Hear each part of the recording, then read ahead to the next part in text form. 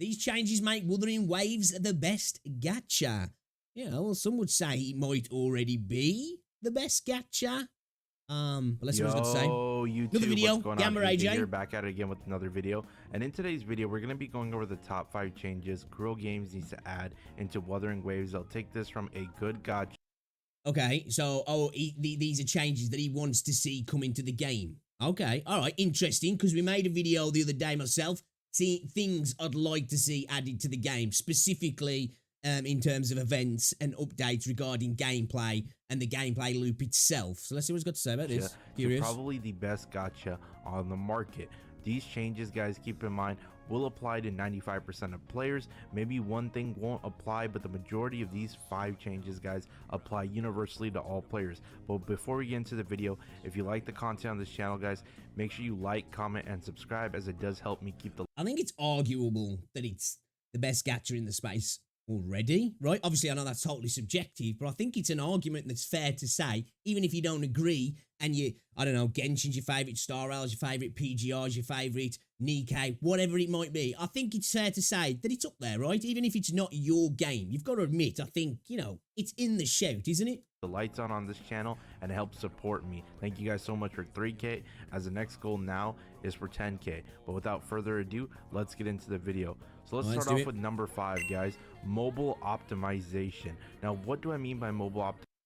I think this is definitely a key factor. I must admit though, as a PC gamer and wanting the best experience for the game, there's that part of me that's like, I kind of just wish the mobile aspect of the game would go away, you know?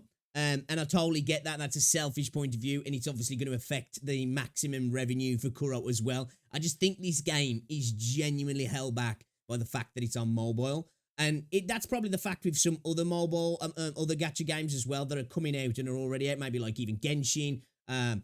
Probably not so much like Zenless Zone Zero, but potentially, definitely not Star Rail. I think that works fine for a mobile, but I just think with the interface, the capability of the devices, it's definitely holding it back in regards to some of the content that I'd like to see on the game, because I just don't think it's going to happen, because the devices are just not going to be capable to deal with the stuff that I'd like to see in the game, which, you know, it's just, I guess it's part of it, and it's nothing that I can really do about that.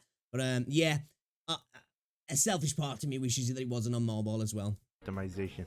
They need to optimize Wuthering Waves better for mobile players, as I can understand if you don't have a top tier phone right now and it doesn't have the right specs, I guess, to play it, then it's going to be difficult to optimize or even run it. That being said, True. I know Wuthering Waves does kind of have an issue because it uses Unreal Engine, guys. Unreal Engine allows them to do a lot of crazy and creative visual things with the game.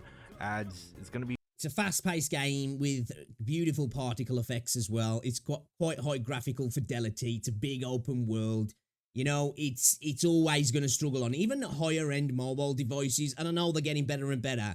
I think maybe over the next year or two, you might see things improve, one, with performance updates as well, and optimization and all that sort of stuff, so it's working on lesser phones. But obviously, as maybe more people move on to top tier phones now and newer phones come out, you know, that might get less of a problem. But I don't think it's ever going to stop being a problem for this game, if I'm honest. I think mobile is always going to be an issue for this game. A lot of crazy stuff that's probably going to get added in the future for Wuthering Waves in terms of cutscenes, gameplay, and stuff like that.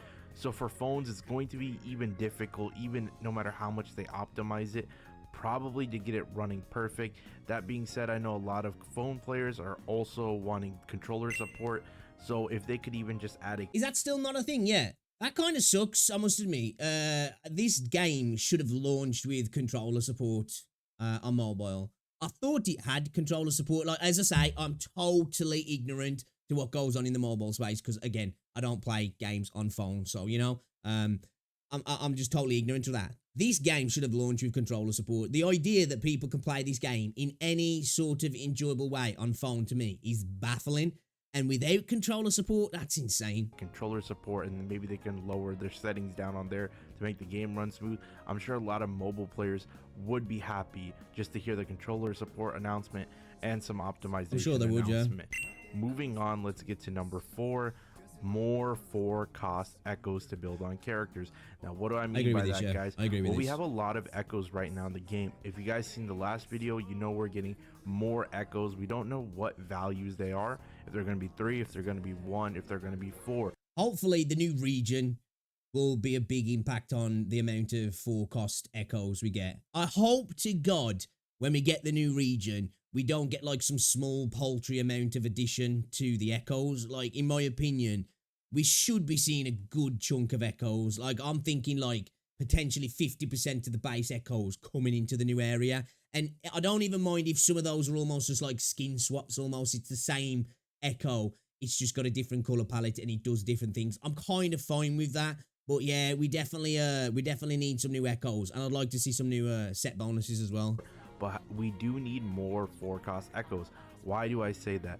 Well, because forecast echoes, guys, the ones that have 2 forecasts, they're allowed to run 4-4-1-1-1. Even though 4-3-3-1-1 is the better build, people have done the math and the calculations, guys. You can go look at any calc channel. You want to min-max, it's better not to go 4-4, but it's easier to go 4-4 if you want to get to like a decent level quickly and not have to worry too much about doing the more difficult farming on the 3 costs.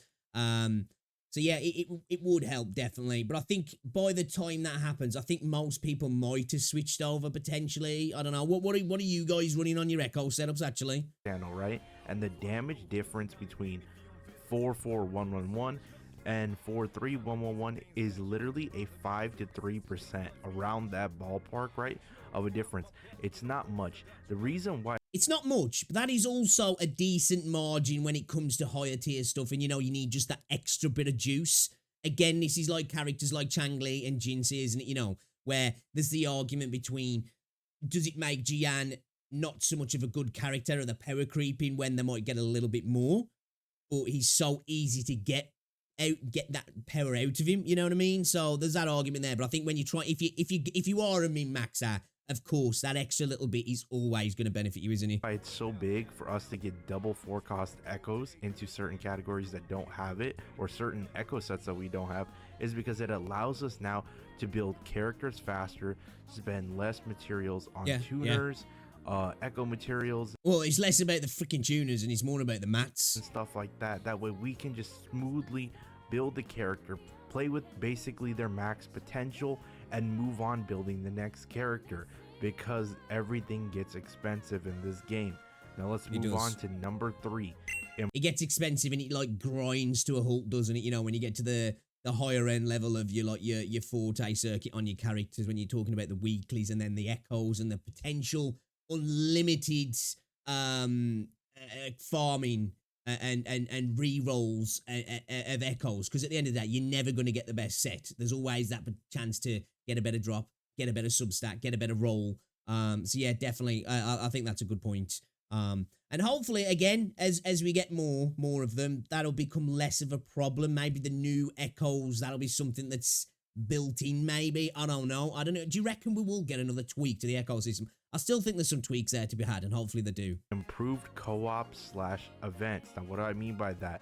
I feel like co-op events and stuff. Co-op is interesting in Wuthering Waves because you guys can abuse co-op for echo farming. So if you run out of echoes, I'd like to see some matchmaking events. Certain like set of echoes that you're trying to farm, you can link up with a buddy, go into their world, and farm up all their echoes in there too. Now, I'm not saying like, oh, stealing echoes, because if you get a drop for an echo, it's most likely your buddy gets the same drop and you both collect the same thing. So it's a great strat to do if you guys all need to farm a certain set and stuff like that.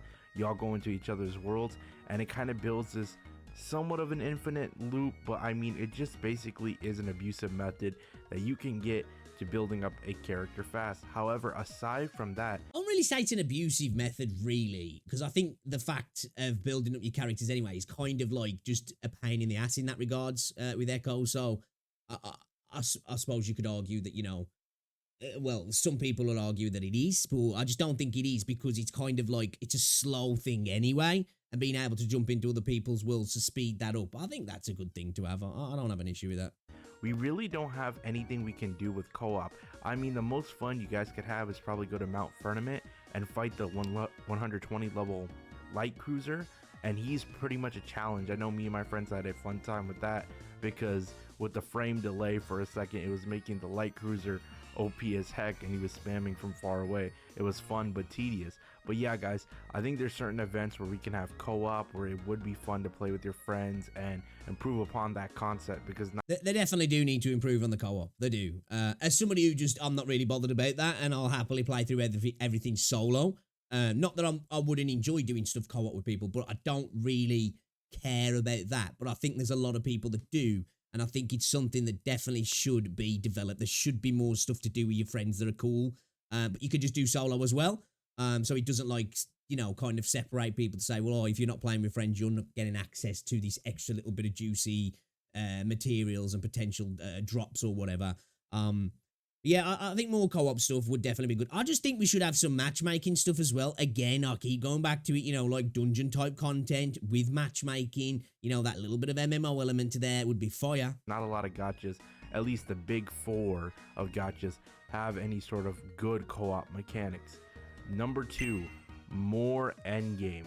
And what I mean by more endgame, now I do believe, guys, we're gonna get more endgame in the future regardless, but we need stuff like dungeons. We need a Monster Hunter event. What do I mean by that? If you guys have watched the video before about more endgame coming, it's easy for them to implement a dungeon system in the game. The reason being is, look at It's super easy. You've got Chang Li's mission, companion quest. That was a dungeon pre-built there. You've kind of got it in the elusive realm anyway, haven't you? You know, they're sort of like dungeons. They're not really, but they kind of work in a similar sort of way. They're just little independent instances. But if you link those up and had a little bit more to them, you know? So the idea's there. I definitely think that, I'm hoping that Kuro are thinking about this anyway. Because I just feel like that companion quest for Chang Li was just like, it was almost like it was a test bed. Like, here, this is kind of what a dungeon's going to be like. How did that feel? Did you like that quest? All right, then let's implement that in an actual, like, dungeon raid system. Chang Li's story quest, guys. If you guys remember Chang Li's story quest, it is kind of like a dungeon in itself.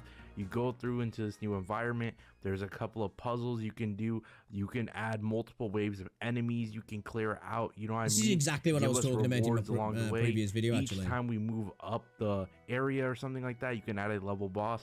You can add a level 80 boss, a 90 boss, a level 100 boss to finish the dungeon. It can be a great event with huge awards and a fun time to get through. Now, the Monster Hunter event, to elaborate, I said that Kuro, just like in HSR, how HSR was inspired by the Pokemon event, and they did their own version of Pokemon or whatever it was, right? I forget the name of their event, but it was basically a Pokemon event, and it was directly inspired by Pokemon. Kuro Games now has something to where they can do it with Monster Hunter, because they have big creatures that are world bosses on the map that you guys can farm week. Yeah, let's keep away from the Geogelon though, yeah? Because, dude, I freaking hate that thing. So annoying. If we're going to do that, can we, like, fix the camera angle and how just, like, annoying that fight can be? And he's spawning and spawn out time as well. Obviously, it wouldn't matter so much in a world event, really. But I do agree. I said this as well. World bosses, world events, stuff that happens, totems that pop up on the map that you can go to, and then matchmaking with other people to do it, like, as a group and stuff. Like, so there's really hardcore world boss fights that could potentially be even 2 you know, calamity class bosses where everybody, you know, there's a bunch of people have to get involved. Again, this is where the mobile holds things back, that I don't think we'll see stuff like that. These are the sort of events that, like, I think where the MMO style of games can come into gacha games and really benefit them. I just don't think we're going to see it because of the time with mobile devices. Like the Bell Turtle and stuff like that. There's no doubt in my mind that they can take something like that, make a bigger version, say this is a monster that's threatening Jinzhou or a upcoming city that we have to go stop it, and you can make it single player, you can make it co-op and stuff like that, and you can make this like a reoccurring end game event where it happens once a patch or something like that. Huge rewards, hunt down this monster, knock it off, and just giving us something to do every other patch. I mean, more stuff. That way we're returning to the I like the idea about that though. You know, actually turn it into kind of like a monster hunter situation where you hunt it. It's not just like, you know, it pops up on the map. It's like, oh, go to there. Even though I think those would be good as well. You know, this is where you can have the different things. You can have something that's very similar, that the fight itself would be similar, but how you go about it's different. Like where certain fights are just like, right, something pops up on your map. You see, okay, world event's going on. Let's get over there. And I can matchmake with some people. Here's a solo world event. Let's get over there. Let me just go clear that. And then there's one where it's like, you speak to somebody and they're like, you know, it's an NPC that's like, oh yeah, this monster's been terrorizing the village. And then you have to go and like hunt the monster, you know, using like the scanner and things like that, and pick up the trail, and then you find the monster, fight it, maybe it bolts, and then you have to track it down again and fight it again. That'd be kind of cool, actually. That would. I'd really like that. game and enjoying it even more. Now, for the number one thing that Kuro Games needs to change and add, the biggest thing, and I want to talk about it, and I think everybody should universally agree, no matter what, unless you're a whale, right? But even whales, I think, are struggling with this. More materials to build characters. More materials for freaking echoes, that's for sure, because you burn through those so freaking fast. I'd like to see some tweaks to the Forte circuit as well at the end, in my opinion. I think it just grinds to a halt a little bit because there's so many weekly stuff that just like really slows it down. I guess that they want to add that little bit of longevity there, but like sometimes I just want to finish off the Forte circuit on a character and it's just like, oh my god, I ain't got the mats for this. Let me explain, guys. No matter what it is, if it's echo farming, we need more echo XP and tuners so we can re-roll and build up echoes. Tuners, I'm not too like, I'm in a position where I've got like 1,700 tuners. I don't ever feel like I'm struggling for tuners nowadays because I'm collecting tuners all the time, but I'm burning through mats at an exponential rate compared to the tuners that I always end up just running out of mats. So I can't like continue to build my echoes. So I'm then farming and I end up just building more tuners while I'm building up the mats and then go back. And then, you know, I'll just keep topping up the tuners while I'm burning out the mats every time. So like, I'm kind of okay with where tuners are at now, but mats definitely. But the materials to level up characters in this game is getting very tedious now. I have a few characters that have gone to 90, that I've maxed out their traces, have their weapons at 90, right? But it's like 2 right now that I have those. That's Jinxi and Shangli. I'm still working on finishing my Jian. I'm still building my JG too. And the thing is, it's getting very tedious now because I'm either running out of credits and then I have to go farm these materials for the traces and stuff like that, or the weapon. That's why I try to every couple of days I make sure I go heavy into farming shell credits. Whether it's doing it in the training, the simulation training, just farming that a few times. Because it gets really expensive when you're finishing off your characters. I think, what is it, your top 4 or 5 abilities? Are you talking like, is it 100? It's like 350k, 400k or something like that, isn't it? So even if you got a few million, you're burning through big chunks of that just to finish off your top abilities on your character. And maybe if you're trying to build 2 characters simultaneously, you're talking £1 million just to do that. And then that's not even like fully boosting up all of the traces, and then you've got your echoes, and then obviously the weapons as well. It gets incredibly expensive. And then in terms of credits, these, materials and traces, oh, guess what? Back out of credits. Fine, build up the credits. Well, now I got to go get the resources. I need some more stamina. Oh wait, echoes. You need echoes, right? Wait, I'm low on echo XP. It's getting very hard to build characters, guys, and it's like, even if we get a new character and pre-farm for it, there's a likelihood that even with the battle pass and stuff like that, you guys run out of something, right? And you can't build a character to their full potential. Definitely, there's always some bottleneck. Usually, it's echo materials for me, and then resonator mats. That's the 2 that I always tend to run out of before anything else. And I'm somebody who's like a light spender. I buy the podcast every month, and I purchase the asteroid pack. So like, I'm getting little bits of extras, but they're the 2 that really seem to be the ones that I really always run out of rapidly, especially if I'm like, right, okay, new character, let's build them up, and I'm building a character up from scratch. I burn through those like so quick. So what realistically needs to happen is Kuro's running these double events that are coming up, but I just think that they need to keep running the double events, but whatever the double events that are is giving us currently, right? So when we go in and we They just need to happen more often, don't they? It says double. We gave you double the amount. That needs to be the standard now. I think Kuro needs to update it and just give us. I think what needs to happen as well is you get your union level up. The exponential increase in your mats needs to go up because you just really, it's a diminishing return as you go up in your union level. And you're at a point then when realistically, as you're higher in your union level, your characters are going to be higher. So you're going to require more mats anyway. And you're getting less in reality. You're not, but it feels like you are because you're requiring so much more. So it really feels like you get diminishing returns as you level up. Double the amount as a standard thing now, and then when we get double events, double it up. So for instance, let's say if we were getting, an example is like, let's say we're getting 2 EXP materials, right? They need to make it 4, and then when we get the double event, it needs to become 8. It's just an example number, guys, but I think as well, some of the you know, like your tacit fields and such, I think maybe they need to be made a little bit cheaper as well into how many wave plates. I'd like to see a kind of a system like Star Rail, where you can have a base entry and then you can add waves and you get more rewards for, like, you know, maybe it starts off at 10 and then you can go up to 40 and you get more rewards, or 20, 40, 60. So you could potentially spend more wave plates, but your initial entry is cheaper. And then if you want to get extra, you can spend to do a few more waves kind of thing. Like, yeah, I think adding that in as well, it all like comes together and it compounds and it just really makes it a bit tedious, doesn't it? Yeah, materials, if you guys are at that point where you're trying to clear endgame, push for tower and stuff like that, it's getting harder and harder to build character. Yeah. Around Definitely. Shorekeepers coming up. And the sad reality is, if you did pull for JG right now, or excuse me, Jay-Z, guys, and you guys are building her up and you know how OP she is with JG. Is that what everybody's calling her now, the reality Jay-Z? is also you have Zhang Liao that maybe you want to go for, or you want to go for Shorekeeper, and you may not. Well, everybody's going to get Zhang Liao, ain't they, really, unless they don't sign him for that 3 weeks.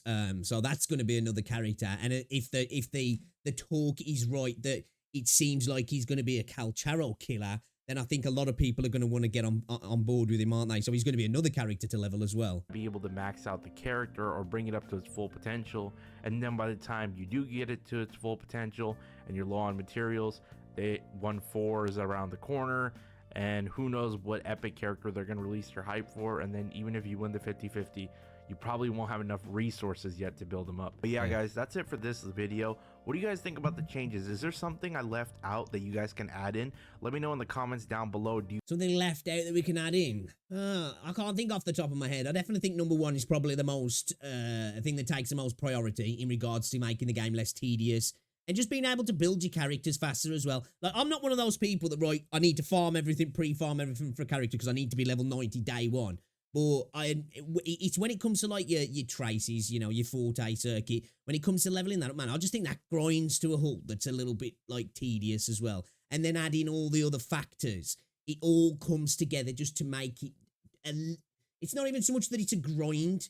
It's just, it becomes tedious. It becomes a little bit like, it makes the gameplay loop kind of fractured.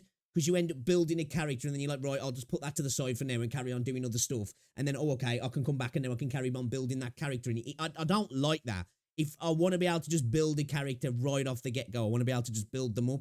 If I want to spend the time, I want to be able to just go in, but you can't. You got all these different bottlenecks all across the board, which kind of do get a little bit frustrating. But yeah, this is a good video, this was. I agree on pretty much everything he said there. For me, I definitely do think Endgame as well is a massive priority. Bringing in like world bosses, more stuff to do on the open world, matchmaking events, matchmaking gameplay, runs, dungeons, whatever it might be. Races. Hey, give us some PvP races. Wouldn't you guys be down for that? You know, where you can do what is it called? The glow puff thing where you can race. Wouldn't that be cool to race against other people in real time, or race against a leaderboard to get yourself on the leaderboard for time trials and things like that? Or even like, you know, where it's like, right, you need to do so much damage in a set time and it gets you on a leaderboard and the person who finishes at the top, I don't know, there's some sort of asteroid reward or something like that.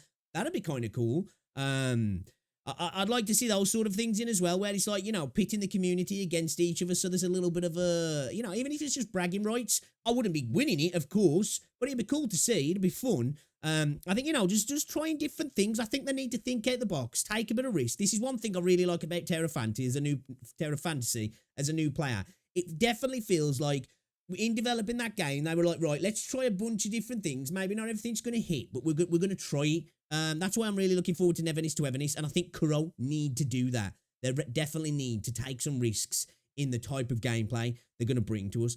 And you know what? If it fails, they might bring something out, and everyone's like, that's absolutely trash. You know, that's absolutely trash. Fair enough, but you know, you move on. The next one might be a winner. I think they need to take a little bit of risk with that sort of stuff. So yeah, interesting. Another great video from Gamba AJ though, guys. You should definitely check him out. These changes make Wuthering Waves the best gacha. I agree, some of those changes would drastically improve the game. These are all changes that I've spoke about in previous videos myself, and I'd like to see them implemented also. And I think Kuro should definitely take heed of all of these things, because quite a lot of them as well are really easily to implement. Obviously, you know, dungeons and raids and all that sort of stuff takes a little bit more, and I'm fine with that, you know. And obviously any other sort of cooperative matchmaking event as well, he's going to take a little bit more in terms of infrastructure behind the game in making everything work. He's going to take a little bit more, and I'm fine with that as well. But yeah, take some risks, Kuro. That's all I'll say, is just take some risks. Don't be afraid. Definitely take some risks, and I think the community will definitely appreciate that. Yeah, great video.